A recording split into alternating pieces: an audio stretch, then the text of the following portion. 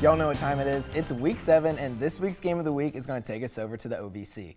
Welcome back to another episode of the Pregame Huddle. I'm your host, Donovan Varney, and today Gridiron Glory host Hailey Hollinger is joining me for a look at Fairland versus Portsmouth. Yeah, Donovan, this will only be the 10th consecutive year of this matchup, but they did see each other twice last season, the second time being in the playoffs. Yeah, Hailey, I was at that game, and one of the Trojans' main men from that game was somebody you guys are probably very familiar with this season as well. That's right, Chase Heiland. I mean, in this game, he broke the Trojans' single-game rushing record with 376 yards. Yeah, and on top of that, he really showcased his ability to pursue open gaps. Yeah, his ability to keep his balance while shaking off defenders is amazing, and it is not just unique to that game. No, it's not. We've been seeing it a lot this year, too. We have, and in this game specifically, it's going to be interesting to see how the Trojans' running game fares against the Dragons. Yeah, it will. Last year, Fairland's quarterback, Peyton Jackson, threw the ball quite a bit. And this year's quarterback, Ethan Wall, still does, but they're utilizing the run game a bit more, too. Yeah, we've seen Wall throw, pitch, and take it himself, but he's not the only weapon they have. One example is Jack Hayden.